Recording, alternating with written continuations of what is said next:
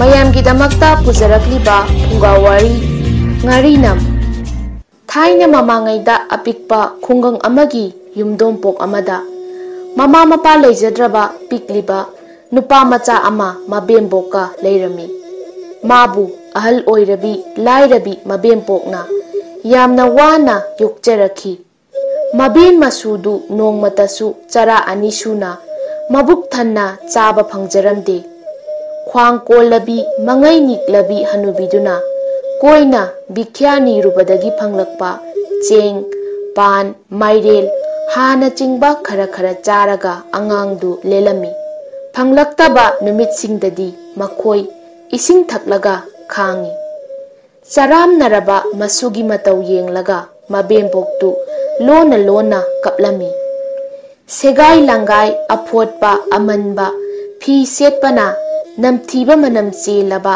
ꯂꯝꯖꯥ ꯑꯗꯨꯕꯨ ꯃꯃꯥꯟꯅꯕꯁꯤꯡꯅ ꯉꯥꯔꯤ ꯃꯅꯝ ꯅꯝꯃꯤ ꯍꯥꯏꯅ ꯂꯛꯅꯕꯤꯔꯝꯃꯤ꯫ ꯀꯅꯥꯅꯁꯨ ꯃꯥꯒ ꯂꯣꯏꯅꯕꯤꯔꯝꯗꯦ, ꯊꯧꯖꯥꯟꯁꯨ ꯎꯠꯄꯤꯔꯝꯗꯦ꯫ ꯇꯨꯡꯗꯗꯤ ꯃꯌꯥꯝꯅ ꯃꯥꯕꯨ ꯉꯥꯔꯤꯅꯝ ꯍꯥꯏꯅ ꯃꯃꯤꯡꯁꯨ ꯊꯣꯟꯕꯤꯔꯦ꯫ ꯊꯧꯁꯥꯕꯤꯗ꯭ꯔꯕ ꯑꯉꯥꯡꯗꯨ ꯃꯍꯩ ꯃꯁꯤꯡ ꯇꯝꯕ ꯐꯪꯖꯔꯝꯗꯦ, ꯍꯔꯥꯎ ꯀꯨꯝꯍꯩ ꯃꯁꯛ ꯈꯪꯂꯝꯗꯦ, ꯃꯌꯥꯝꯗꯒꯤ ꯅꯥꯏꯇꯣꯝ ꯇꯥꯅ ꯂꯦꯜꯂꯝꯃꯤ꯫ ꯃꯕꯦꯝꯕꯣꯛꯅ ꯋꯥꯅ ꯌꯣꯛꯆꯔꯛꯄ ꯉꯥꯔꯤꯅꯝ ꯆꯍꯤ 9 ꯁꯨꯔꯛꯄ ꯃꯇꯝꯗꯗꯤ ꯃꯕꯦꯝꯕꯣꯛꯀꯤ ꯐꯤꯖꯤ ꯄꯥꯏꯗꯨꯅ ꯆꯥꯛꯅꯤ ꯐꯤꯅꯤꯕ ꯆꯠꯄꯗꯨ ꯏꯀꯥꯏꯔꯛꯂꯦ꯫ ꯃꯥ ꯅꯨꯡꯇꯤꯒꯤ ꯂꯩꯀꯥꯏ ꯑꯍꯜꯁꯤꯡꯒꯤ ꯇꯨꯡ ꯏꯟꯗꯨꯅ ꯑꯁꯨꯛꯄ ꯎꯃꯪ ꯑꯃꯗꯤ ꯑꯉꯝꯕ ꯆꯤꯡꯗ ꯁꯤꯡ ꯆꯟꯕ ꯆꯠꯂꯝꯃꯤ꯫ ꯃꯥꯅ ꯆꯜꯂꯨꯕ ꯁꯤꯡ ꯃꯕꯦꯝꯕꯣꯛꯅ ꯌꯣꯜꯂꯝꯃꯤ꯫ ꯃꯗꯨꯅ ꯆꯔꯥ ꯅꯣꯡꯈꯟꯅꯕꯁꯨ ꯌꯥꯎꯈꯤ꯫ ꯃꯥꯅ ꯏꯁꯤꯠꯂꯨꯕꯗꯒꯤ ꯐꯥꯔꯛꯄ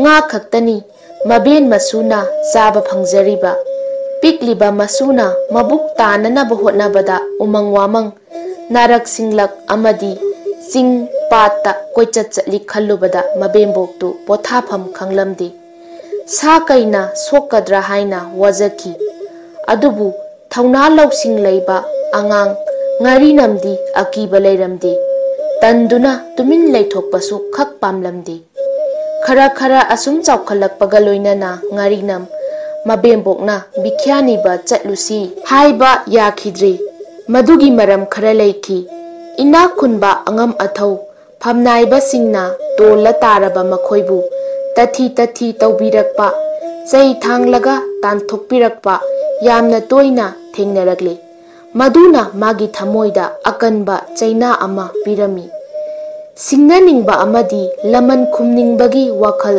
ꯃꯉꯣꯟꯗ ꯄꯣꯛꯂꯛꯈꯤ꯫ ꯅꯨꯡꯉꯥꯏ ꯌꯥꯏꯐꯕꯁꯤꯡꯗ ꯑꯃꯨꯛ ꯍꯟꯅ ꯆꯪꯖꯈ꯭ꯔꯔꯣꯏ, ꯃꯈꯣꯏꯗ ꯇꯥꯡꯖꯈ꯭ꯔꯔꯣꯏ ꯍꯥꯏꯅ ꯈꯟꯕ ꯍꯧꯔꯛꯂꯦ꯫ ꯑꯁꯨꯝ ꯋꯥꯅ ꯋꯥꯅ ꯍꯤꯡꯂꯛꯄ ꯉꯥꯔꯤꯅꯝ ꯍꯧꯖꯤꯛꯇꯤ ꯄꯥꯈꯪ ꯃꯆꯥ ꯑꯣꯏꯔꯛꯂꯦ꯫ ꯃꯥ ꯃꯊꯟꯇꯒꯤ ꯃꯕꯨꯛ ꯇꯥꯟꯕꯗꯤ ꯉꯝꯖꯔꯕꯅꯤ꯫ ꯑꯗꯨꯕꯨ ꯈꯨꯟꯖꯥ ꯂꯩꯀꯥꯏ ꯀꯅꯥꯃꯠꯇꯅꯁꯨ ꯃꯥꯒ ꯇꯤꯟꯅ ꯇꯣꯠꯅꯗꯨꯅ ꯊꯕꯛ ꯁꯨꯍꯟꯕꯒꯤ ꯇꯟꯖꯥ ꯄꯤꯕꯤꯔꯝꯗꯦ꯫ ꯉꯥꯔꯤꯅꯝꯒꯤ ꯂꯧꯁꯤꯡ ꯊꯧꯅꯥ ꯑꯃꯗꯤ ꯁꯨꯅꯤꯡ ꯆꯠꯅꯤꯡꯕꯒꯤ ꯋꯥꯈꯜꯕꯨ ꯐꯤꯕꯝꯅ ꯅꯝꯊꯗꯨꯅ ꯂꯩꯔꯦ ꯍꯥꯏꯕꯁꯤ ꯃꯕꯣꯛꯅ ꯈꯪꯂꯝꯃꯤ꯫ ꯈꯨꯡꯒꯪꯗꯨꯗ ꯉꯥꯔꯤꯅꯝꯒꯤ ꯃꯔꯨꯞ ꯍꯥꯏꯕꯕꯨ ꯇꯣꯂꯦꯟ ꯀꯧꯕ ꯃꯥꯒꯨꯝꯕ ꯂꯥꯏꯔꯕ ꯆꯨꯗꯠꯅꯕ ꯅꯨꯄꯥ ꯃꯆꯥ ꯑꯃ ꯂꯩꯔꯝꯃꯤ꯫ ꯇꯣꯂꯦꯟ ꯈꯨꯜꯒꯤ ꯁꯟ ꯁꯦꯜꯂꯒ ꯍꯤꯡꯅꯅꯕ ꯍꯣꯠꯅꯔꯝꯃꯤ꯫ ꯊꯕꯛ ꯑꯗꯨꯗ ꯃꯥꯅ ꯋꯥꯖꯕꯗꯨ ꯀꯅꯥꯅꯁꯨ ꯈꯪꯕꯤꯔꯝꯗꯦ꯫ ꯁꯟꯅ ꯂꯧꯒꯤ ꯐꯧ ꯆꯥꯍꯜꯂꯤ, ꯏꯪꯈꯣꯜ ꯆꯪꯍꯜꯂꯤ ꯍꯥꯏꯕꯒꯤ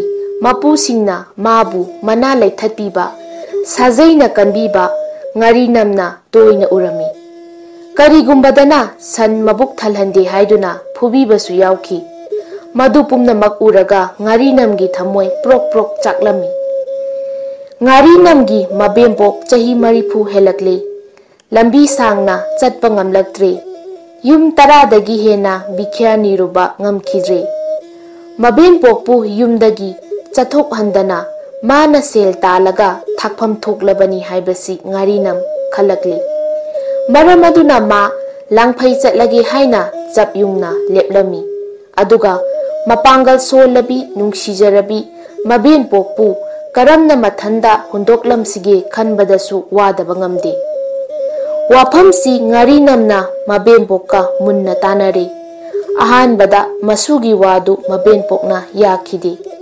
Nauriba masubu karamna langphaida thadokigani khanbada hanubidu thamoi sokna waki. Ngarinam mabenbokta taksinba leplamde. Abok aingondagi hena naha oiriba mi kaya kaya langphai chatnai. Sel tanduna imungi tengbangnari. Langphai chatuna sel talubadagi ina khunkiba amadi nungai yaifana pankibagi wari kaya ai ahalsingdagi tajare. Ai yamna thuna halaktuna aboki seba tawjarage. Aingonda yathang pibiro. Mabokna khumlai. Isu ningthem nangdi aigi ayuki numitni. Numidangina thajani. Thawai oiriba nangbu karamna thadokani. Adubu lairaba kauba papki thaurina asum punsinduna isugi pangal solhanbasi aisu yaninglaktrabani. Fajaraba sak thauraba lausingi chanafam lehandabasi chumde. Nangna laibak yengba chatpadu ai yare. Aigi pangal khara leiringai matamsida hotnaba yaba khara hotnakigani. Ai kangduna khak siroi. Adubu nang yam thunadi halauko.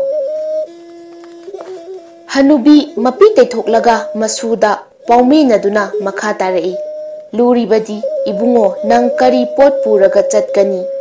Cheng leite, sel leite, phisu leite, chatminagadaba kana kanano. Ngarinam momon noktuna khumlai. Abok madugidamak wabiganu. Aikhoigi ingkhol machida mairel ama pali. Madugi tangkhai machet ama pukhige. Machet amana aboki tamak thamjaramgi. Aduga abok aiga chatminagadaba misakti isorni. Ai matam pumnamakta maga lapthoknajaroi. Onthokpanida adubu chatnaba yariba warane. Mathwai yamna wana mabenboktu nganglami. Yahanchi abok ai laibak yengjaruge. Ngarinam mabenpokpu themki. Pakhang sanau Ngarinam mabenpoka pukmen paumenaraba matungda langphai chatnaba thaurang haukhre. Khari ketrukna machu tana sudoklaba amanba khudai. Marol kayarak hanna photkraba phurit sechin lisinduna khongdai khudai ama lengbanda yanchinjaraba tungda mairel machet amana chengjel oiraga mahak langphaigidamak mayumdagi thorakle. Ahanba mikup kharadi Ngarinam awaba wakhal yaudana prap prap laklami. Maikei kadomda kari khul pangani haiba khalluba tawkide. Adubu mayum maikei tamhauraba makhungangbu uraktraba matamdadi langphai chatlibani haiba toina ningsinglakhi. Mahak mamai nongpok onna umang ama phauduna asum leptanadi chatlami. Umang lanthokpaga Ngarinam patya lambi amada chatkhi. Patta tharo thambal pungangang sadli. Makhoigi marakta nganu makhal kaya sanari. Patya huplaktagi uthum singna tum tum khonglami. Charot yanggen maraktagi urit mongba singna mahum sari. Aruba laiza imaidagi lemlai singna thamna mathakta chongkhatuna sanaba ubada ngarakpi singna nongthaktagi humtharakli. Mayamsi yengduna chatliba Ngarinamna nongthakta sekpi mapai mapai tenawa sangu sangu uchek langmaidong kanglup kanglupna mayum maikei panglakpasu urami. Numit chaitharaklabanina mahak aramba kanna phaurakle. Mahak lamhangda yarekpa tarabra khalakle. Matam asida chingyanakna apikpa khul ama leiba Ngarinamna urami. Mahak yamna haraurami. Nakna leiba yum amada mahak tapna sangsili. Awabadi yum adugi thong lolamle. Ngarinamna mathang mathang yengluba yum khudingmak maung aduda leiramle. Adubu aroiba oina matai ithang thangba yum adu khaktanga yengkhige khanduna mahak sangsilami. Adu matangdi thong tangkhai hanglamle. Ngarinam nungaibagi sor matek ama holaga sangsilakhi. Kana kana laibage ho yum sibu kana kana laibage Ngarinamna kaurami. Kanano ai leye Hanubagi khonjel amana manungdagi khumlakhi. Ngarinam pandana imungda changlami. Phunga nakta thaba phakta hanuba ama hiptuna laiba ure. Ipu ai langphai chatpani. Mingdi Ngarinam kaujai. Ngarinam na haiki. Yumsida atopa kanasu leitrabra. Leiteni ibungo nang kari hainingbage. Hanubana makha tarei. Ipu ai sak yamna lamle. Acha athak kharadang niba changjarakpani. Aduga loinana ahing simatanga yumsida panjage. O pakhang nangonda kari pigani. Punda yauriba ising khara sinatana yumsida karisu leitre. Ayukta ai pan matuma machaki. Maduna sing thiba chatkiba icha imau halaktri phawba khanggadawribani. Nang lengba ngamdraba hanuba aiga ahing laiminaba nungairoine. Wahaising asi tabada Ngarinam ningba kairamde. Mahakna hangba wahangi paukhumda ahalna mathang tamlakhi. Mamang chahidu lena chakhaibadagi mahai marong marang kaina lokhide. Makhoi sahi tangkhai amagi chinjaktagi hena phangkhidre. Leijaramba mahai marong apumba loinakhraba matamdadi khunjasing kham thengna wanare. Maram aduna khulgi mi pumnamak khulonabasingdagi phau cheng puba chatnakhibani. Chatpa ngamdrabagi mathanta lehauribani. Wari tarambadagi yamna thuna phunga mai hogatuna Ngarinamna mairel masung ama phutlaga ahal aduga khara chaminare. Mahak ahing chuppa ahalgi seba taurami. Nongan baga Ngarinam khulladu thadoktuna chatkinaba ahal aduda khurumjarami. Ahalna makokta nanbikhi nang mangol oyuko. Ngarinam kanna chatlami sing kaya lali umang kaya samki. Chakhong ahongba khul amatang phanglabadiko haiba wakhalda mahak awaba kauthoknabu hotnarami. Mahak nungthil chuppa kari mata charaktre. Numidang wairam yaurakpa matamdadi lambana makhong thangninglaktre. Matam aduda achauba pat amagi mapanda khul ama leiba Ngarinamna ure. Mahak khul tamna chatlami. Ngarinamna yumthong da changduna thabak sujage sana thaknaba pibiyu sel pibiyu haijarubada kanasu yabiraktre. Neknaba thabak leite makhoisu khullana thabak thiribani hairaki. Kananasu mabu thawoi biramde. Lekpham sapham phanglaroi khallubada Ngarinam yamna warami. Mamai thangda mahak apikpa yum amagi sumangda aroiba oina haijarage khanduna leplure. Mahak nolukpa khonjelga loinana kaurami. Yamna ahal oirabi niklabi hanubi ama thorakhi. Ngarinamna hairei. Khurumjari abo ai thaplaba lamdamdagi lakchaba langphai chatpani ai thabak thijabani. Ngasi ahingsi aibu yumsida khara leihanbiyu. Hanubina khumlai ibungo yengu yumsida anaba napu hanubaga aikhoyani tani leiriba. Nangidamak chana thaknaba langbinaba kanasu leite. Nang hainaroi atopa maphamama yenglubana phaganine. Abok ai kari mata yecharoi aibu khara palhanbiyu. Nangna hangoigani haibagi wani. Adudi lao changlaklo. Ngarinam yamna harauna imungda changlami. Chummi saruda unsana kuppa. Wacheta mihun hulliba hanuba ama phamungda yataraga naheduna leiba mahakna ure. Piklaba imungdu ihang hangi. Sapu ama sengpu ama uyanga loinana kegam ahum amadi isingpun amakhaktani uriba. Hanubagi awaba nahekol tabada Ngarinam aram khaurangba kaukhirami. Hanubidu mabenbokni khanduna mahakna anabagi seba tauba haure. Ahing oiraklabada yumbu hanubina hanna haibadagi Ngarinam sengphudagi cheng lauduna sak thongatlami. Mahakna purakpa mairelna ensang matel oiduna aramba koknaba hotnaki. Ahing chuppa mahakna tumdana anaba hanubagi seba taurami.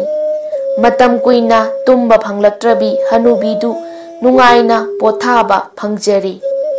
Nongan bayukta anabagi phibam yamna lurakre. Ngarinam yumdu thadokduna chatkhiba ngamlamdi. Anabagi phamsenaduna leiki. Mahak saba thakpagi wakhal kaukre. Numit yungba matungda hanuba sangsar thadokre. Hanubi laimai thakta ona thoina kaplami. Makhoigini haiba kana laijadrabi hanubiduna hena wazaribadi mapuroibabu poloibinaba mi lairaroi haibasini khangbadagi ngarinamna themjilami. Abo karisu wabiganu nasu laijari ipusi umangda puraga ai poloirurage. Ngarinamna hairei. Nathanta hanubiduna kapna hanglaki. Hoi aina sing mapaya makhomlaga ipubu poloigani.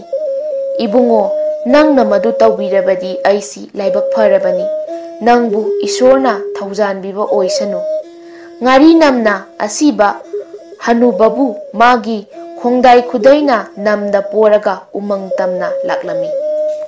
Umang yaurabada asibabu ukhong amata ngaraga phamhalle aduga ngarinam sing khomjinba haurami. Matam aduda sagol tongba nupa ama laklami. Mahaki sakphamdu ningthaugi phamnaiba manbadagi ngarinam ingangakna yengki. Nupadu karisu hairamdana mamanglomda chatkre. Adubu ngaihaki tungda amuk halaki. Lambi hangningbagi mawong mali. Tunglomdagi sanyam ama mari phaurakpa ure. Mi kharana hoirakpani. Madomda sagol tongba nupa aduna kanna lauki. Ho lebak machasa san hoiba sa san singdu lephankho. Ipu hanuba ama ukhong sida phamli sokani. Mana hanna lauzarabasu sanyamduna hanubabu netkhaiba hankre. Makuk maru pumtoi toire madu ubada phamnaiba aduna san hoiba manai singbu thina chairami. Aduga ngakna yengliba ngarinamda makhoigi aranba thabak adugidamakta ngakpinanaba haijarami. Ngarinam tuminna lei karisu nganglamde. Ningthauda wakat pidanaba makhoi mayamna mangonda kanna haijarakli. Madugidamak phamnaibana mangonda sel 10 ga loinana sanluptagi khwaidagi phajaba kona machugi sanlaba pabot ama piramlaga san hoibasing puduna chatkhirami. Ngarinamna san anibu thaurina uda chekna pullaga mapu hanubagi hakchang mai thaduna poloirami. Numidang wairam ngarinam san hoiduna hanubigi yumda laki. Mahakna sel mari hanubida piramli. Nonganba ayukta mahak phajaraba san popadu hoiduna yamna monda nungaina mayumda halaklami. Ngarinam pothadana achauba turel amagi torban lambida laki. Numit taramdai matamdadi mahak lekpham chapham thidaba yaraktre. Asum yenglakpada ngarinamna phajaba yum ama torbanda leiba urami. Mahak san hoiduna yum adu tamna chatlami. Yum adu ningthaugi phamnaiba angam athausing amadi ina khunba hidinga lalonba singi thungpham panphamni haiba naksinlakpada ngarinamna khangki. Leiramba miyamda mabusu khara lehanbinaba haijarubada yabiraktre. Atonba kanglupni haina thina chairaga tanthokpirakle. Hanna haijarubadasu kanakhide. Mamai thangdadi mabu ngakthi laktuna inthokpirakle. Upai leitraba ngarinam ahing chupa san pabot aduga ukhong amada ayingba nungsit amadi likla khangduna yamna wana lelami. Nonganbaga ngarinam san hoiduna chatpa haure. Mathang chingyagi patyagi umangi lambi induna leptana lakpada khungang ama thengnare. Mahak yum amada changduna chak chananaba thaurang taurami. Yumdugi sinphamdi nupa il amasung lang sabana oirami. Mangondagi ngarinamna matek ama pai ani piba phajaraba nupa il ama leiraga amuk laki. Ngarinam chatna khalami. Haujikti San laba pabot ama leiri, masi yonbada sel 10 sitkani. Khutta sel kharasu leirabani, masina sahi ama chananaba phau wansinba ngamlagani. San leirabanina lauba haurage, illa sina nungtigi pattagi nga pharuraga abokpu pizagani. Mathang numitki yachangma matamda Ngarinam mayumgi thongal yausilakle. Asongba langlakta uchek ama chi chi che che haina aki akhang khonjenda khonglaki. Atoppa jiba amana mabu chikpiba natraga lakpibagi mawongni. Ngarinam uchek adu kanbige khanduna magi il yamna thuna sandoklaga langlami. Uchek adu langda thure adubu mabu hatnaba hotnaramba hagok tudi narakta nanthokre. Ngarinamna langdagi uchek lauthoklaga matu maman nanthokpiduna thadokkinaba masak yenglami. Narak mongsongna mayum oizaba uda tonganba thembi haiba uchektu oiramle. Uchektuna taibang mironda hairaki, he namu taibang thagatjari nangna aigi thawai kanbire. Aisi nangi laman chauna tolabani, nangi yaiphanaba thabak ama tauramdana ai hekta paikhiroi. Ngarinam ingak ngaklami achamba uchek nate haiba khangbadagi mahak ngaihak wakhal taurami. Nangna aigi kari tengbang piba ngamgani, Ngarinamna hanglai.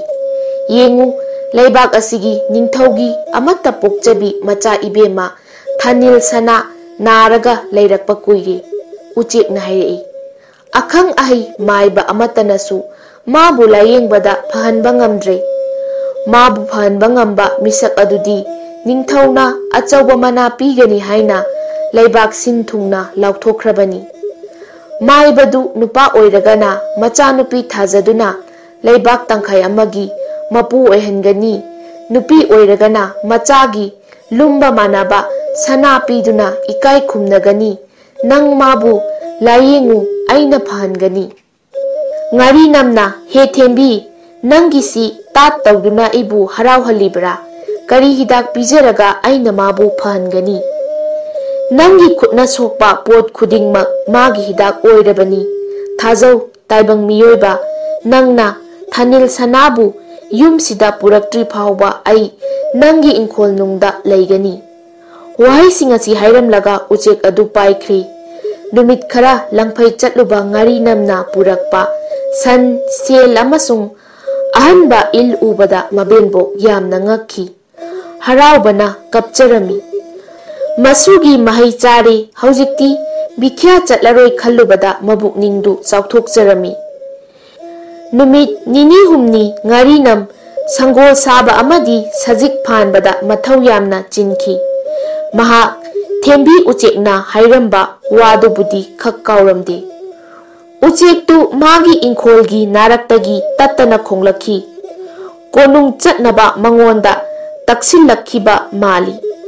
Nongmadi Ngarinam ahanba phajaba phirol setuna yamna masanana konungda laklami. Masak matau phajaba pakhangdu Ngarinam oiramgani haiba kanana su khallude. Ningthaugi mangda leptuna Ngarinam hangoiba leitana hangatlami. Ningthau ibungo aigi ming Ngarinam kaujai. Ai anabasingbu layengbagi thabak taujai. Macha ibema thanil sanabu layengjaningduna lakjabani thaujanbiyu. Ningthauna phamnaibasinga watanaki. Ngarinamna haijabadu yabire. Ngarinam layengbagi thabak paikhatkhi. Mahakna ihan hana anabada pijakhiba hidakti mairil champutni. Karimata chau thau haiba yaramdaba thanil sana Ngarinamna piba pot khudingmak chakre. Mahak nongmagi asum phaba hengalakhi. Haujikti pungpha phaduna mataroi singa leikol kayada leithiba turelda irujaba amadi harau kumhai yengba thorakli. Ningthau masagi wasak ngaktuna amata pokchabi mamombu tawot chama tamang chama sanabul chama sagol chama minai chama chama na khujing oiraga awun potna singumna wangna paiduna Ngarinamda luhongbirami. Ngarinam ningthaugi mamak ibungo oibada natana haujikti laibak tangkhai amagi mapusu oikrabani. Ngarinamna yaifarakpasi ubada nongmadi thembi uche yamna harauna nungsiba khonjelda khonglamlaga numitna thorakpa maikei pangna paikhirami. Adudagi tungda Ngarinam mabenboksu nonggakhre. Matamgi khonglai matung ina Ngarinam mapari ama phangjari. Angangduna nokpa hairakpa matamdadi nungsiba pumnamaki tungnafam oirakle. Ngarinam konung karamdaida machabu hek laknarami. Nongmadi Ngarinamna machabu sumangda nungsada puthokduna mathakta langkhattuna laknarami. Maduda mahakna asumna isai saklami.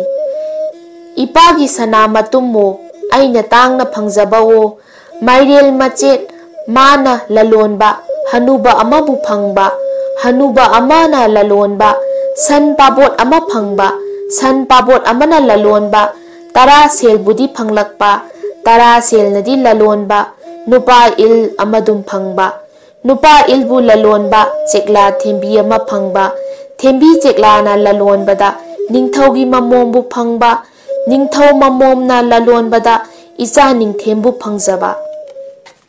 Asumna Ngarinamna mahaki isaidu hanjin hanjin ahumlak saglakpadu imungda Thanil Sanana munna tarami. Mahak khanghaudana machinda haidokhi. Is sidi loiredana aibu mana mairel machet amana lalonbada phanglakhibako.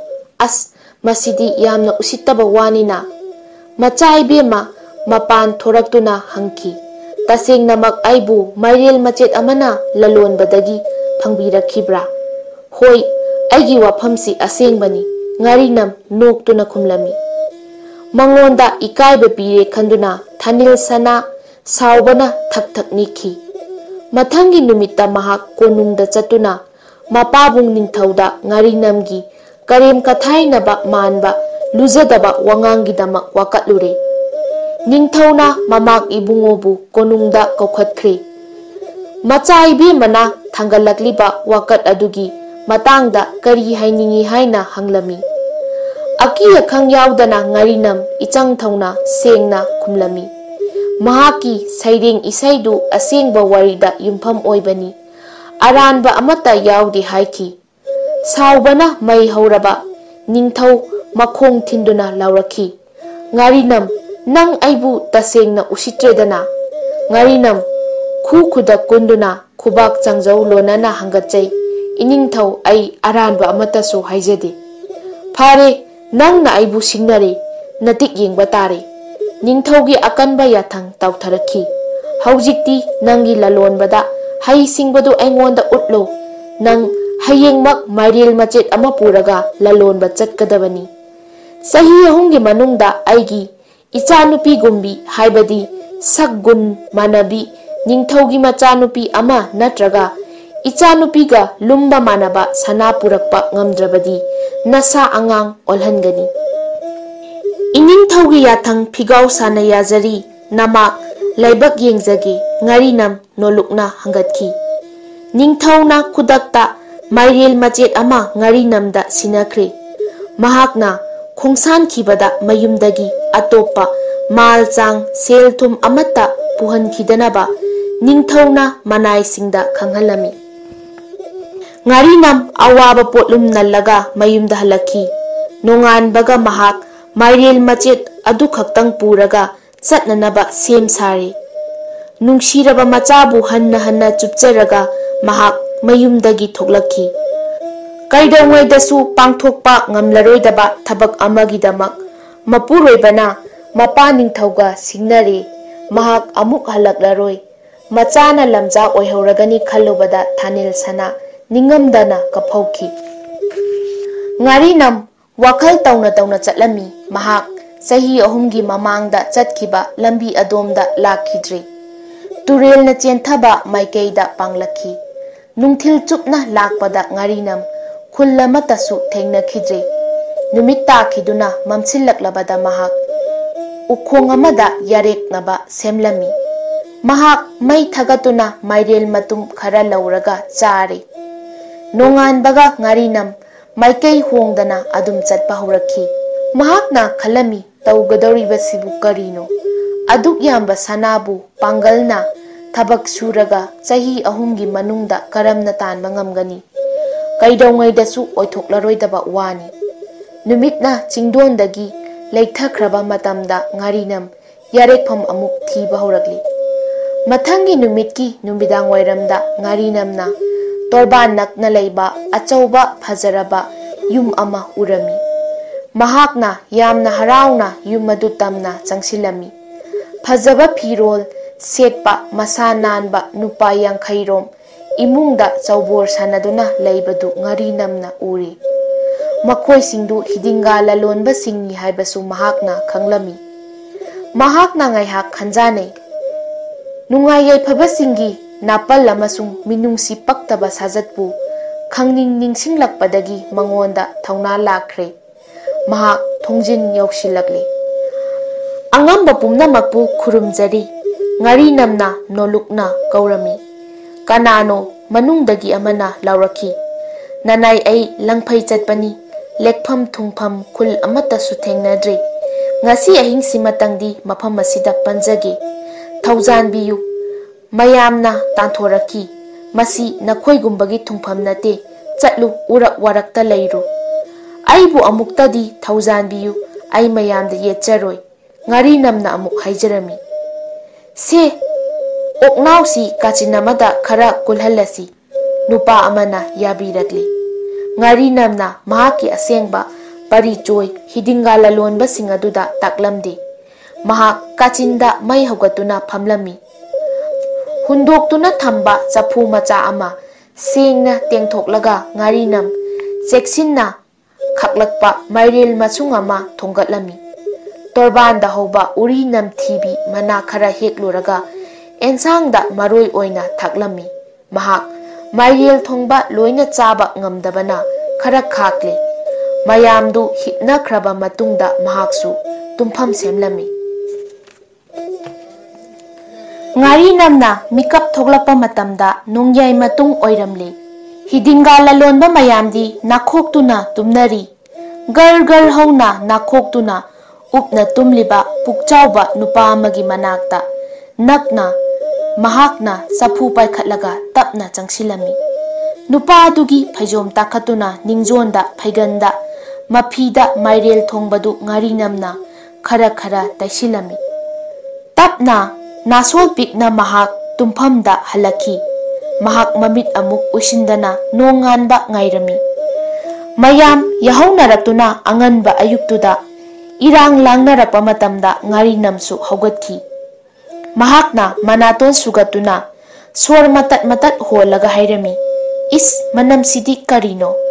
Mayam pumnamak namthiba manam phaunarappaga loinana koyeng yengnarakhi.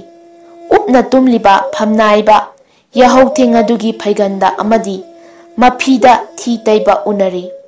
Madomda makhoi khudombi thinarakli. Makhoina nupadubu mapanda chingthoklaga turelda intharamli. Ngarinamna laurakhi. Karino tauribasidi nakhoi mayamna mahakpu hatkadauribara. Ningthaugi senglaba mithung sangsi nakhoina yu thaklaga amang asoi tausinduna mangthokpaga loinana marup amabusu hatkadauri. Nakhoi lamchat phatte haibasi ai lonna yengba lakpani haujikti chummi haiba khangle. Ai tasengna nakhoibu tukachei haujikti ai saktak lage. Ai laibak asigi ningthaugi mamak nupa Ngarinam haibaduni. Wahai kharasi hairaga Ngarinam hidinga lalonba singaduda hanna phawba yenglamdana prap prap yumdudagi thoraklami. Mikup kharagi tungda hidinga lalonba singna mahakpu tanarakhi. Makhoyi luchingbana Ngarinamda makhong konduna haijarami. Mamak ibungo aikhoibu kanbiyu. Ningthauda wakat biganu. Aikoi sanalupa kachagi. Se aibu thadou. Sanalupa kharana aibu themba yagani khanbra. Ngarinamna saurami. Nakhoyi punsi mangjaba tarabani. Kharana te mamak ibungo. Pigadawribasi sana hipot amani. Mayamna laurakhi. Phare adudi sana singadu nakhoina aigi yumtana thingadabani. Ngarinam chinglemna hairaklami. Mayamna khumlaki, hoi thinjage thinjage. Ngarinam chayol amagi tungda sana hipot ama puduna mayumda thunglari. Ningthauda sana singdu katlure. Madu ningthauna khal onduna yengbada machanupidagi hena lumlami. Pelaba ningthauna mamaki hai singbabu thagatpaga loinana mathang khanba ningthauni haina amuksu lauthoki. Haujikti Ngarinam amasung Thanil sana yamna china chanana nungaina palami. Nongmagi numit amada matam kuina lapthokraba Ngarinamgi matau Tolena mahakpu unaba laklami. Ngarinamna mataubu taram taram oklami. Tolena haire, itaw nangdi laibak phabana laibaki angam athau oiredo. Akabada sagol tong, akumbada dolai tong. Sana lupana khongnet aduna nungaina paledo. Laibak thiba aigi punsidi yengu. Nong mata laikhom uphul taidaba numit leite. Puk thanna chaba su phangde. Nangna nungai khribasi lalonba chatpadagini haiba mayamna ngangnei. Kari karamba pot lalonbadagino haibadu sengna takhananaba aisi nachalna tharakpani. Nang madu aingonda takpidaba yadre. Samjaraba mataugi wa tabada Ngarinam mitludagi ihaurakhi. Angang oiringaida makhoi animak saramnaraba matamda haibong amana machet machet yenaduna chaminarakhibani. Adugumlaba awaba warising adu mathang mathang ningsinglakli. Mataubu aronba kada pusinduna mahaki anisuba khongchatki wari lirami. Ngarinamna matauda sana lupa khara piraga asumna makha tarai. Itaw langphai chatuna lalonba khudingmak ina khunkiba nate. Maraibak phaba kharagi wani. Aina piriba kharasina law amadi san leiduna yum panba ngamnanaba hotnasi. Tungdasu aina ngamba mateng pigani itaw nang langtaknaganu. Tolen harauna mayumda halakli. Mahaki nupida Ngarinamna hairakpa wa amata sithadana tamlami. Haudokpa yaba sana lupa aduna nupidubu pelhanba ngamlamde. Magi nupa adu haisingba nate haiba khanglabasu nupiduna mikup kangdana langphaida chatnanaba ngangduna leire. Nupigi sakrida khangba ngamdraba Tolen mairel machet ama puduna lalonba thoraklami. Matau Ngarinamna likhiba turel mapangi lambida chumdring Tolen leptana chatlami. Nini suba numitadi mahak hainingai leitana wari. Makhong thangba ngamsilaktre. Mahaki nupida yamna warauki. Matam masida torbanda phajaraba yum ama leiba ure. Matau na taklakpa mithungsang adu oiramgani khanduna Tolen pandana changsilami. Chummi hidinga lalonba mayam leiramli. Makhoida kanna haijabadagi mahak ahingadu yumduda pannanaba yabirakhi. Tolen mataugi wari kauramde. Mayamdu tumnakraba matungda mahak mairel thongalami. Paring paring tumliba hidinga lalonba singadu toina yawoli. Mamangda wanganglakpasu yawrami. Mahak tanja phanglaroidra haina warakli. Mairel brong brong sauriba chaphudu achotpa phina chetna pairaga khwaidagi noiraba upna tumliba nupa amagi manakta purami. Tolenna nupadugi phi tapna takhatli. Thangnana tumliba miduna yawolakpada mahak pakhatkre. Nanghauraroi khanduna phi kuptraba nupadugi mathunda chaphudagi sauraba maireldu haitharami. Sathina sabaga khangbaga punkiduna nupaduna chongkhalakpada Tolengi saphuna mamaida takre. Hamuk tairaba mamaidagi I chentharakle. Saina khangbada mafi marolgi wakhal leikidre. Nupaduna makhut ani tingthoklaga tumliba mayamgi mathakta net netuna law khonglaga hangat handa chelami. Kanagina mamaida kanagina khaurida netkibadagi mayamdu mihul ichoi choinarabani. Nupa amana laurakhi bhut bhut. Mayam utuk watuk paiduna bhuttu phuthaba haurakli. Laibak thiba nupaduna lauzei. Ai bhut nate, aine bhut nate. Mahakna phana kana lauzai adubu kanadre. Awabani nupadu tukre. Tanzaduda tolen mathwai hingnanaba amamba hingduda kanna chelami. Tolengi maral khanglakpadagi mabu hidinga lalonbasingna tanarakle. Nongan phung taurakle tolen chenba ngamkhidre. Mayamna mabu pharaga phuba haurami. Mahakna soidana siragani khanna kaplami. Matam aduda mayoknaba maikaidagi sagol khurup langna thaurakhiba nupa amana laurakhi. Ngaiko nakhoina mabu phuba yaroi. Mayamdu phuba leptuna nupaduda yenglami. Fijet fijol amadi koyet yengbada achamba minate haiba khangnakhre. Ai ningthaugi mamak nupani Ngarinam saktaktuna sagoldagi kumtharakhi. Ai angawba nupa si thirakpani. Mahak mairel machet ama puraga mangkhiba kuire. Mahaki nupina mabu thibinaba ningthauda wakhalakhi. Thabak adu ningthauna aingonda sinai. Hayu mahaki maral lei. Hayu mahaki kari maral leiduna nakhoina mahakbu hatkadoribano. Brong brong sauriba mairel thongbabu mana miyamagi mathakta haijillaga hatnanaba hotnaramli. Mayamgi maraktagi nupa amana khumlai. Toto yengu adunabu angawba hairibani. Ngarinamna makha tarai. Mimanadaba angawba nupa amabu nakhoigi narakta karigi thunghalibano. Aduga amuk hatnabasu hotnaramli. Nakhoigi nathakta ningthaugi wayel sathadaba yadre. Hidinga lalonbasing adu khurumduna hairai. Hidinga lalonbasing aduna khurumduna haijirai. Mamak ibungo aikhoibu kanbiyu. Aikhoibu dandi phanghanbiganu. Lupa khawani pizage. Yaroi Ngarinamna laurai. Adudi sana khawamaga hapjarage. Phare potsing adu piro aina kanbirage.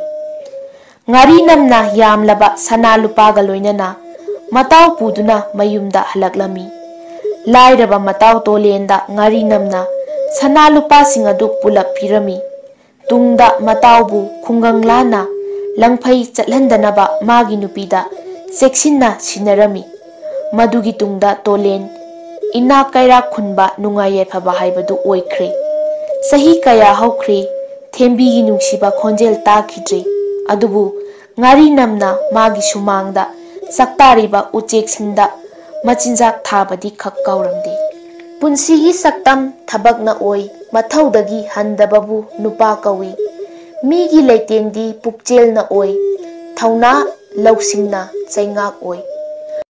Mayamgidamakta pujarakliba Phunga Wari Sanagi Khujai.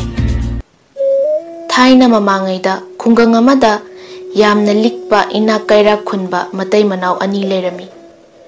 Makhoi ani asi kayamuk yamna likke hairabada macha ningol mapung marai pharaba mari leibadu mina imau oijage haina lakpada awunpot laugadaba leirabadi ichanupi piba ngamloi hairaduna piramde. Awunpot pamdaba imungi nupada icha thajagani hairami.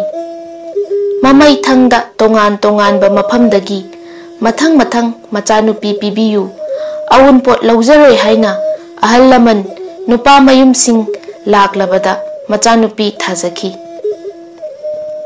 Matai manawani tu awunpotki changadaba sel su tingdre. Macha mari su luhongkhrabanina haujikti saba thakpasu mayeng tarani. Sabada sel yamna changlaroi haina harauzai. Makhoi anina machanupi maridu luhongkhraba matungda khungi luhongba sorat ipana chingbagi pauche laklabasu paisa tingnabani poyeng tingnabani aikhoigide loikhre kanadre haiduna chatlamde. Khungang adugi kairo lekaigi mi sing pumnamakna arikpa ina khunba imung sigi langlibi anibu nungsiramde. Leikaigi mi pumnamakna makhoi anigi asuk yamna tungchinduna leiriba maranchingse kanana sadana loigadaurisano. Midasu pithokte laidasu katningde machadasu piningde. Machanupa pokpasu nate makhoi sibada puge ninglibazatla. ꯃꯈꯣꯏꯁꯤ ꯀꯔꯝꯕ ꯖꯥꯠꯅꯣ ꯁꯤꯔꯕꯗꯤ ꯂꯟ ꯑꯁꯤ ꯑꯔꯦꯝꯕ ꯉꯥꯛꯇꯅꯤ ꯍꯥꯏꯕꯁꯤ ꯈꯟꯊꯕ ꯉꯝꯗꯕ ꯃꯈꯣꯏꯁꯤꯕꯨ ꯃꯤꯔꯥ ꯍꯥꯏꯅ ꯅꯨꯡꯁꯤꯗꯅ ꯉꯥꯡꯅꯔꯝꯃꯤ꯫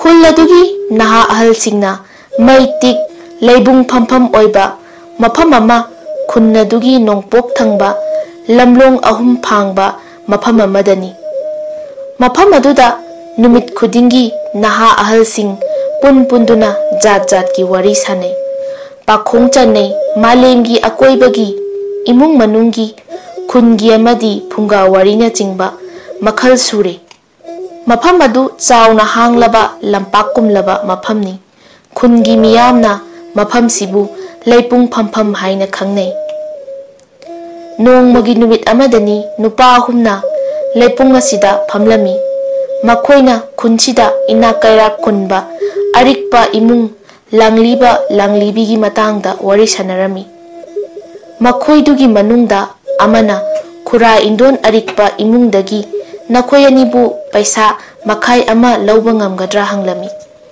"ꯉꯝꯃꯣꯏꯗ, ꯀꯗꯥꯏꯗꯒꯤ ꯄꯩꯁꯥ ꯃꯈꯥꯏꯗꯤ ꯍꯥꯏꯔꯨꯔꯅꯨ, ꯃꯔꯣꯏ ꯃꯀꯥ ꯑꯃ ꯐꯥꯎꯕ ꯂꯧꯕ ꯍꯦꯛꯄ ꯉꯝꯂꯣꯏ" ꯍꯥꯏꯅ ꯃꯈꯣꯏ ꯑꯅꯤꯅ ꯈꯨꯝꯂꯛꯏ꯫ ꯅꯨꯄꯥ ꯑꯃꯗꯨꯅ ꯑꯃꯨꯛ "ꯑꯩꯗꯤ ꯃꯈꯣꯏ ꯃꯇꯩ ꯃꯅꯥꯎꯒꯤ ꯂꯟ ꯊꯨꯝꯁꯤꯡꯁꯤ ꯂꯣꯏꯅ ꯂꯧꯕ ꯉꯝꯕꯗꯤ ꯉꯝꯒꯅꯤ, ꯑꯗꯨꯕꯨ ꯃꯈꯣꯏ ꯋꯥꯅꯤ ꯇꯧꯕꯤꯕꯒꯤ ꯋꯥꯅꯤꯗ"꯫ ꯃꯈꯣꯏ ꯑꯅꯤꯗꯨꯅ "ꯚꯥꯏ, ꯈꯔ ꯂꯤꯛꯃꯟꯂꯤ, ꯉꯝꯒꯗꯧꯕ ꯂꯩꯔꯕꯗꯤ ꯂꯧꯊꯣꯛꯁꯤꯅꯦ, ꯀꯔꯝꯅ ꯉꯝꯒꯗꯧꯔꯤꯕꯅꯣ ꯍꯥꯏꯌꯨ, ꯑꯩꯈꯣꯏ ꯑꯅꯤꯁꯨ ꯃꯇꯦꯡ ꯄꯥꯡꯒꯦ"꯫ ꯅꯨꯄꯥ ꯑꯃꯗꯨꯅ "ꯐꯔꯦ, ꯈꯔ ꯂꯧꯊꯣꯛꯂꯁꯤ ꯍꯥꯏꯔꯕꯅꯤꯅ ꯑꯩ ꯃꯔꯝ ꯄꯨꯝꯕ ꯍꯥꯏꯔꯒꯦ꯫ ꯈꯨꯔꯥ ꯏꯟꯗꯣꯟꯗꯣ ꯑꯩꯈꯣꯏꯅ ꯃꯈꯣꯏꯅꯤꯒꯤ ꯀꯥꯟꯅꯕ ꯋꯥꯔꯤ ꯁꯥꯕ ꯇꯥꯕꯅꯤ꯫ ꯃꯈꯣꯏꯒꯤ ꯂꯟ ꯊꯨꯝ ꯂꯧꯕ ꯌꯥꯅꯅꯕ ꯖꯥꯠ ꯖꯥꯠ ꯍꯥꯏꯖꯤꯟꯕ ꯇꯥꯕꯅꯤ꯫ ꯑꯩꯈꯣꯏ 3ꯅ ꯅꯈꯣꯏꯒꯤ ꯏꯪꯈꯣꯜ ꯃꯇꯣꯟꯗ ꯌꯥꯝꯅ ꯂꯨꯕ ꯄꯨꯈ꯭ꯔꯤ ꯑꯆꯧꯕ ꯑꯃ ꯂꯩꯔꯤꯕꯗꯨꯗ ꯊꯥꯏꯅ ꯑꯩꯒꯤ ꯏꯕꯨꯕꯣꯛ ꯈꯣꯏꯅ ꯍꯥꯏꯔꯝꯕꯗ ꯁꯅꯥꯒꯤ ꯈꯨꯖꯥꯏ 70 ꯊꯥꯗꯈꯤ꯫ ꯄꯨꯈ꯭ꯔꯤ ꯃꯅꯨꯡꯗ ꯂꯩꯅꯨꯡꯗ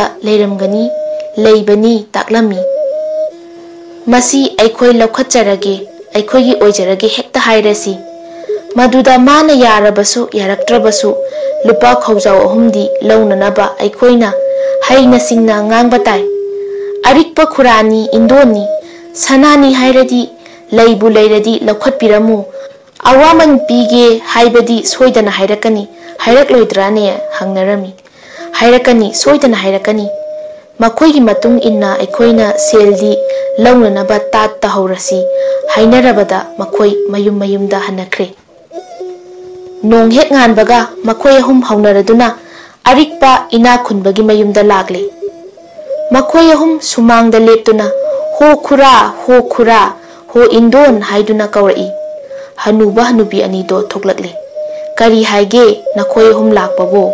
ꯈꯨꯔꯥꯗ ꯀꯔꯤꯒꯨꯝꯕ ꯈꯔꯗꯪ ꯁꯤꯟꯅꯒꯦ ꯇꯥꯛꯊꯣꯛꯆꯒꯦ ꯂꯥꯛꯄꯅꯤ"꯫ ꯑꯔꯤꯛꯄ ꯅꯨꯄꯥꯗꯨꯅ "ꯂꯥꯎ ꯂꯥꯎ ꯏꯕꯨꯡꯉꯣ, ꯅꯈꯣꯏ ꯏꯃꯨꯡꯗ ꯆꯪꯂꯛꯎ"꯫ ꯃꯈꯣꯏ 3 ꯐꯤꯗꯥ ꯊꯥꯗꯨꯅ ꯐꯝꯍꯜꯂꯦ꯫ ꯑꯔꯤꯛꯄ ꯅꯨꯄꯥꯗꯨꯅ "ꯀꯔꯤꯅꯣꯅꯦ ꯅꯈꯣꯏꯅ ꯅꯪꯒꯤ ꯈꯨꯔꯥꯗ ꯁꯤꯟꯅꯒꯦ ꯇꯥꯛꯊꯣꯛꯆꯒꯦ ꯍꯥꯏꯔꯤꯕꯗꯨꯕꯨ" ꯍꯪꯂꯝꯃꯤ꯫ "ꯈꯨꯔꯥ, ꯅꯥꯀꯣꯡ 2 ꯁꯨꯕ ꯌꯥꯕ, ꯃꯤ ꯑꯇꯣꯞꯄꯅ ꯇꯥꯕ ꯌꯥꯕ ꯅꯠꯇꯦ" ꯍꯥꯏ "ꯅꯨꯄꯥ ꯃꯆꯥ 3, ꯅꯈꯣꯏꯅ ꯃꯤ ꯇꯥꯕ ꯌꯥꯕ ꯋꯥ ꯅꯠꯇꯦ ꯍꯥꯏꯕꯗꯨꯗꯅꯤ ꯈꯨꯔꯥꯅ ꯌꯥꯝꯅ ꯇꯥꯅꯤꯡꯂꯤꯕꯁꯦ"꯫ "ꯐꯔꯦ ꯈꯨꯔꯥ, ꯑꯩꯈꯣꯏꯅ ꯅꯨꯃꯤꯠ ꯈꯨꯗꯤꯡꯒꯤ ꯌꯥꯆꯪꯕꯗ ꯂꯩꯕꯨꯡ ꯐꯝꯕꯗꯣ ꯈꯔꯁꯨ ꯎꯔꯤꯅꯤꯅꯦ"꯫ ꯈꯨꯔꯥꯅ "ꯎꯏꯅꯦ ꯏꯕꯨꯡꯉꯣ, ꯀꯔꯤꯅꯣ ꯍꯥꯏꯌꯨ" ꯍꯥꯏꯔꯝꯃꯤ꯫ "ꯃꯗꯨ ꯑꯇꯩ ꯑꯃꯒꯤ ꯅꯠꯇꯦ, ꯈꯨꯔꯥ ꯈꯣꯏꯗꯒꯤ ꯀꯔꯤꯒꯨꯝꯕ ꯈꯔ ꯁꯅꯥꯒꯨꯝꯕ ꯂꯩꯕꯅ ꯀꯔꯝꯅ ꯂꯧꯊꯣꯛꯁꯤꯒꯦ ꯈꯟꯅ ꯇꯥꯟꯅꯔꯤꯕꯅꯤ"꯫ ꯑꯔꯤꯛꯄ ꯅꯨꯄꯥꯗꯨꯅ "ꯀꯔꯤ ꯍꯥꯏꯕ ꯏꯕꯨꯡꯉꯣ" ꯍꯥꯏꯅ ꯁꯥꯎꯔꯞꯅ ꯍꯥꯏꯔꯛꯏ꯫ ꯅꯨꯄꯥ 3ꯗꯨꯅ "ꯈꯔ ꯃꯈꯥ ꯇꯥꯕꯤꯌꯨ,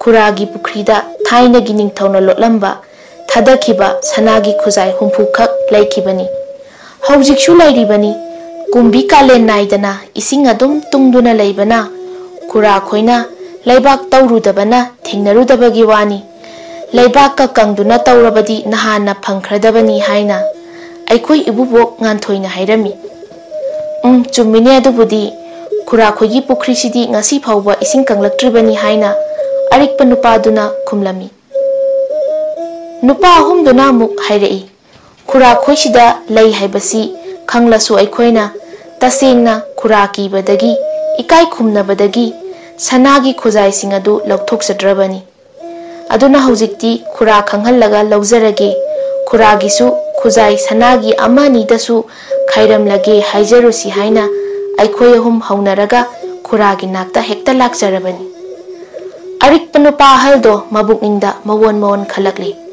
करिगुम्बा सनागी खुजाई लेरमलबदी मखोयदा पीररोइगे मखोयगी अवामन ओइना पैसा खरा पीरगा थेमलगे निंगलकले अरिक्पना ए इबुंगो अदुगी ओइरबदी तुमिना लयु मी ताखिनिने फरे फरे नखोय हुमना सनागी खुजाई हुमफुदु पुखरी मनुंगदगी लौथोकलो अदुगा एंगोंदा सिनारो नखोयगी अवामन ओइना आइना तोंगान तोंगाना चप मानना लुपागी खौजाव अममम पीरगे यारब्रा हाइना अरिक्पा लांगलीबना हंगलई नुपा अहुम अदुना खुरा अइखोयगिदी लुपागी खौजावदी पामजदे होय अदुबु खुरागी पुखरीदा लैबा सनागी खुजाइनी खुराना अवामन ओइना पीबीगे खल्लबनिना अहलगी वादी अखोयसु हिक्तोकपदी ngamjadri hayeng numidang mi khanghan uhandabida lawthok haurasi adubu khurana hanana paisa khawamadi ngasi nacha khoi ahumna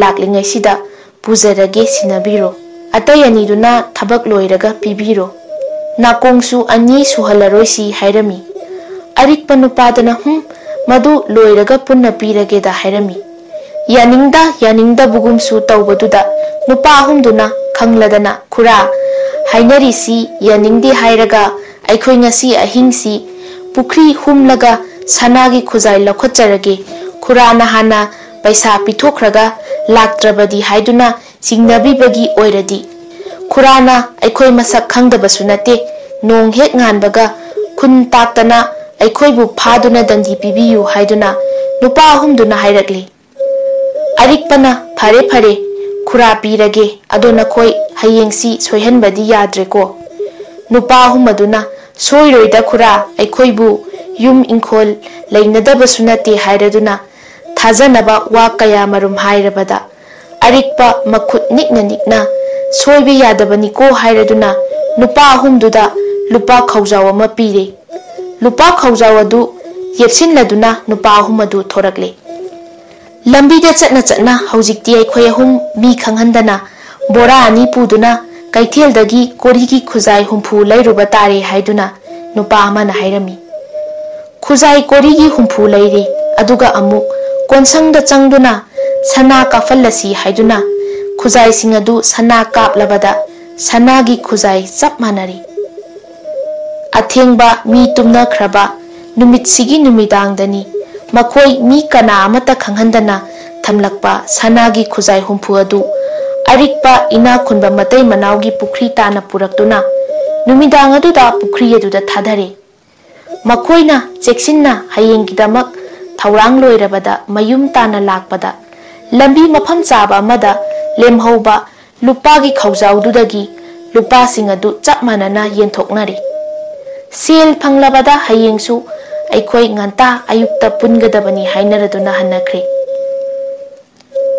नोंग हेक nganbaga मखोय अहुम कोक सुंगसिनरमी मखोय अहुम हाइनै अरिक्पा नुपा सिदगी लुपा खौजाव अनिदि वाटली अइखोयना ngasi नुमिदांग सनागी खुजाई असाबसिंग असि सिनरमलगा लुपागी खौजाव अनि अदु पुरकदबनी अइखोय अहुमदि खुनसिदा लैबदि याररोइदबनिना अइखोय लंगफैदा मतम खरा लैरुबा ताबनी मखोय अनिना सिख्रे लैत्रे हाइना खंगलबा मतमदा अइखोय युमदा हलकमिनरसी असुमना हाइनरुदुना नुमित्तुगी नुमिदांग मतम ओसिलकपा ngaiduna leiri अथेंगबा हिंग ओइरकलबदा अरिक्पा नुपा अदु कौथोकले मखोय अहुमना हो खुरा बोरा अनि अहुम पुथोकपिरओ सनागी खुजाइनिने मियु हनबा यादे हाइरबदा अरिक्पा हलदो बोरा पुथोरकले मखोय अहुम चप मानना पुखीदा कुमथरे इकंग था होइबना पुखरी अदुदा कुमथबदा पंगलुसु लुरमद्रे मखोयना थादा थादा खिबा मपा येंगदुना मखुतना हुमदुना खुजाई हुंफु अदु लौखटलगा बोरादा हापचिलदुना खुरा होइगी इमुंगदा पुसिलगा येंगलुरसी हाइदुना नुपा अहुमदुना हाइरे इमुंग यौरबदा अरिक्पा लांगलीबना मागी लोइनबी लांगलीबी तुमिन्ना मखोल थोक्तना हो इबेमा नंगबु सनागी खुजाई सिंसे अमुक्ता येंगलु लाउने हाइरमी Langliba langlibi anina ibungo amukta yengsi haina hairabada kisilamba bora ani du thokladuna nupa ahumduna hai khura indon sana sengbani sanagi khujaini khura hoi laibak yamna chumi phajanabu leiram khreda bora ammamdagi arik paina khunba matai manauna chap hek manaba khujai amamam tap tap paiduna thangatlaga munna yengi puklang langi konsangi sana lupa korigi khujaini sanaga chap manai hanuba hanubi mamit ithak thai sor sangna sangna honthai arikpa langliba khurana ibungo yare yare ado chawba khujai yankhai mukti suramlanida nupa humna khura punna humpu surabani hoi hoi phare se lupa khawjaw wathauba ani se pujakhro aduga thuna chatkhro nupa humduna lupa khawdubudi purani adubu khura sanani mi atopanaga khangkhradi mi naga phattabani khuraga indonga hatoklaga pukhradi kamdawni aduna khura khoi numit tarit ni nipani di mana manil naidabida sana kaiduna sizinabigiganu nachai khoi khuragi mateng pangjaram khige hojingmak yopak amata puthokpiyu yumyai sida phumjinjaram lage hairei matai manawani na sana phangle hairaduna thakatladuna sumine ibungo hoi khara phajana tawbiramu haiduna yopak puthorakle yumyaida laibak tawthoklaga sanagi khujai hanuba hanubi anigi mamangda bora aniduda hapchiladuna jetna punsilaga phumbire wai taibire ahal aniduna ibungo nakhoi chatloko haina lupa khawjaw achonba ni du sinaraklabada makhoi humna khura numit taret nidi mana manil naibiganu haibadu khara ningsingbiyuko hanna hanna haiduna thaja halamlaga chatkre arikpa arikpi anidu nupa humduna chatlamdaida hairamba khura khoi haujikti sanagi khujai bora amana khunje leiba konaragadabani aduga bora amana punsi chaba loiba nairaroidabani hairamba wahaina ahingadu nungaina tumthakre ngasaigi nupa humduna mayum mayumda changduna lupa khara khara mayumda sinaramlaga nungandri makhoi hum haunaraduna langphaida chatminakre langphaida chahi taruk muk leiraba matungda hanuba hanubi anido leitre sikre khanglabada makhoi hum amu hanminaraktuna mayum mayumda leinare arikpa matai manaw mayumdu makhoi halakpada mayanipa amaga machanupi atonbiga leiramle makhoi humna khujai leifam phajaba wahai haiduna yumyaidagi mayanupa duda lokthok hale khujai yankhai pan punna leiramba thengnarami khujai singadu khungi chak ising tawbada sizinanaba sinakre nupa humduna munna wa khanaraklabada aikhoise lai oikhiba khura duga indona duga gilaman tonba thoklagani aduna laman singwa oina khura indongi mamingda school lama khunjida kathoklasi hairami makhoigi machanupi mayanupa singnasu chingnadanaba aikhoi wamang hana machasing mayasingda haihausi asumna haisi aikhoina khurada kanna hek haijabadagi aikhoina langphai chatlamdaida chawthoknanaba oiruso haiduna lupa khara khara pibibani haujikti aikhoi khuragi matengdagi lalolitik tawbada yamna kanare chawkhatchare seldo muk singe lakpadadi khurasu indonsu leiramdre makhoi hum chap manana hoi bhai hainarasi haiduna khulgi school lama langliba langlibi thonduna arikpa matai manawgi marando nupa humduna sumna chahan khidre asum tawna nupa humdusu nungai